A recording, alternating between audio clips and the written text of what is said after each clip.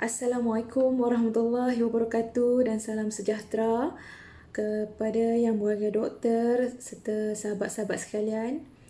Saya Nur Haslindawati binti Abdul Rahman, nombor matrik 826936. Ingin membentangkan tajuk pilihan saya iaitu The Goal of Guidance and Group Counselling, iaitu matlamat bimbingan dan kaunseling kelompok. Okey, pertama saya ingin menyentuh berkaitan dengan pengenalan asas kelompok. Seperti mana yang kita tahu, manusia ni hidup secara berkelompok, saling berinteraksi, saling bergantung, saling perlu-memerlu, di mana mereka memerlukan orang lain untuk memenuhi keperluan seperti keperluan fizikal, psikologi, mental serta rohani. Okey, apa itu definisi kelompok? Kelompok adalah hubungan sosial di mana ahli-ahlinya saling bergantung dan memiliki potensi untuk melakukan interaksi antara satu sama lain. Menurut Wickley dan Young 1977 telah mengemukakan bahawa kelompok merupakan satu kumpulan manusia yang berinteraksi satu sama lain secara teratur dalam satu jangka masa tertentu dan merasa ada kebergantungan di antara mereka dalam mencapai satu atau lebih tujuan bersama. Pendapat Wan Azmi Ramli 1988, kelompok ini satu himpunan individu dan kewujudannya memberi ganjaran kepada ahlinya. Definisi kaunseling kelompok. Kaunseling kelompok pula mementingkan interaksi, mempunyai fungsi dan matlamat tertentu. Di Lamita 1974, terdapat 3 sifat ketara dalam kaunseling kelompok iaitu interaksi, persepsi dan saling bergantung. Interaksi ini ialah pertemuan bersemuka di antara beberapa individu. Persepsi pula, ahli kelompok membina persepsi tentang norma-norma kelompok yang diterima oleh semua. Saling bergantung pula, ahli-ahli memerlukan pertolongan dan kerjasama di antara satu sama lain dalam mencapai matlamat. Kelompok ni terbahagi kepada beberapa jenis seperti besar, sederhana dan kecil. Tiada satu ketetapan tentang bilangan ahli dalam sesuatu kelompok tersebut. Ada pendapat mengatakan kelompok besar perlu melebihi 30 orang. Kelompok sederhana 11 hingga 29 orang. Kelompok kecil pula 2 hingga 10 orang. Pendapat Russell 1974 mengatakan bahawa ahli kelompok kecil adalah 4 hingga 6 orang, manakala kelompok besar ialah 30 atau lebih. Pendapat Mizan Adiliah Ahmad Ibrahim 2002 mengatakan bilangan ahli kelompok kecil adalah 3 hingga 6 orang. Kelompok sederhana 6 hingga 18 dan kelompok besar ialah 18 orang, melebihi 18 orang. Jenis-jenis kelompok. Terdapat beberapa jenis kelompok iaitu di antaranya kelompok kaunseling, kelompok bimbingan, kelompok kerja atau tugasan, kelompok psikopendidikan, kelompok psikoterapi, kelompok bantu diri, kelompok T dan kelompok pertemuan. Kelompok kaunseling. Kelompok ini lebih tertumpu kepada individu-individu dan bukannya perbincangan secara umum. Ianya lebih menumpukan kepada perkembangan diri individu, memperbaiki tingkah laku individu itu, mengadakan perhubungan antara individu atau membuat sesuatu keputusan mengenai sesuatu khusus. Ahlinya selalunya terdiri di antara 5 hingga 10 orang. Okey, dalam kelompok ini selalunya masalah-masalah peribadi dikongsi dan cadangan serta idea untuk menyelesaikan masalah ini juga dikemukakan. Kelompok bimbingan. Ianya dikenali sebagai sesi perbincangan lah. Ianya terdiri daripada 1 hingga 40 orang ahli. 12 hingga 40 orang ahli. Ianya merupakan sesi memberikan maklumat atau penerangan. Kelompok ini sesuai dijalankan untuk menyediakan maklumat pendidikan, vocational atau peribadi dengan tujuan menolong ahli-ahlinya menyediakan rancangan hidup yang lebih bermatlamat.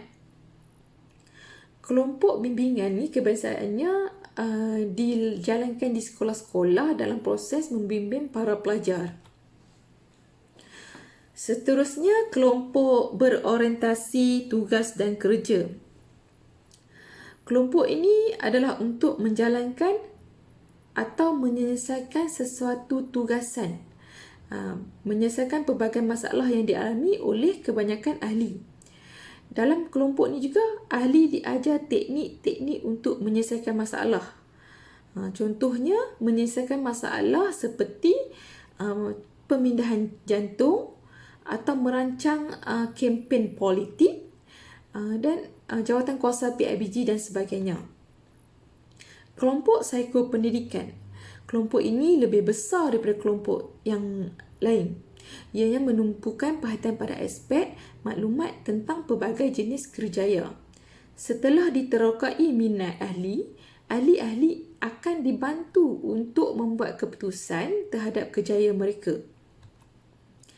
Bagi kelompok pertemuan pula, ianya merupakan kelompok yang berasaskan pengalaman yang memfokuskan diri pada pertumbuhan ahli kelompok secara individu, bukan kelompok itu sendiri.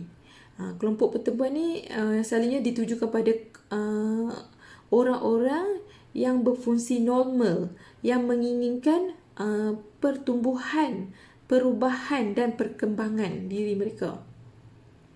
Kelompok psikoterapi. Kelompok yang bersifat merawat dan memulihkan. Tumpuan kepada ahli yang mengalami gangguan psikologi yang kronik seperti mengalami gangguan mental, kecerlaluan serius, kebimbangan kronik, depression, kecerlaluan identiti, anxiety dan sebagainya. Pemimpin bagi kelompok ini berbeza daripada pemimpin di kelompok yang lain, di mana kelompok ini ia melibatkan profesional terlatih dalam pelbagai bidang perubatan dan kesihatan mental.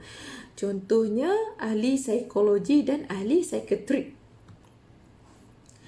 Kelompok latihan atau T-group. Kelompok yang berorientasi latihan dan fokusnya adalah terhadap masalah organisasi, menekankan kemahiran-kemahiran hubungan manusia untuk fungsi yang berkesan dalam sesebuah organisasi perniagaan. Ahli kelompok diajar bagaimana memperkembangkan suatu peranan kepimpinan mereka.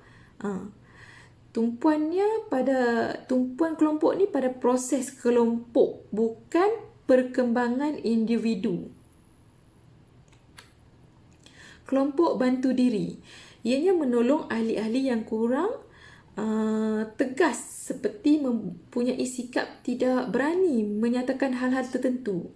Kelompok ini adalah sesuai untuk individu yang memerlukan latihan bagi menegaskan hak-hak mereka dengan cara yang tidak agresif. Contohnya kelompok bantu diri ni masalah penagihan dadah, ketagihan alkohol, pesakit kanser, kurang upaya dan lain-lain lagi. Perbezaan antara bimbingan dan kaunseling. Dari aspek profesional, bimbingan ini mempunyai sijil, manakala kaunseling bertauliah dan mempunyai kepakaran. Tempat pula bimbingan di mana-mana dan terbuka. Manakala kaunseling tempat khas, bilik kaunseling atau bilik tertutup. Dari segi masa pula, bimbingan ni dia tidak terikat dengan masa. Kaunseling dia 40 minit hingga 1 jam mengikut kes. Dari segi aspek teori pula, bimbingan ni dia mengikut satu teori. Manakala kaunseling ni dia mengikut kes atau kajian. Okey, seterusnya matlamat bimbingan dan kaunseling. Terdapat 5 matlamat bimbingan dan kaunseling, iaitu pertama, membantu klien mengubah tingkah laku kepada kehidupan yang lebih produktif dan memuaskan. Kedua, membantu klien memulakan dan meneruskan perhubungan yang positif dengan orang lain. Ketiga, membantu klien mengurus diri dengan lebih efektif apabila dalam kesulitan. Keempat, membantu klien membuat keputusan dengan lebih rasional. Dan yang kelima, membantu klien berkembang secara positif. Okey, itu saja saya punya pembentangan hari ini. Yang baik itu datangnya daripada Allah SWT dan yang buruknya datang daripada diri saya sendiri. Sekian, wabillahi taufiq wa hidayah. Wassalamualaikum warahmatullahi wabarakatuh.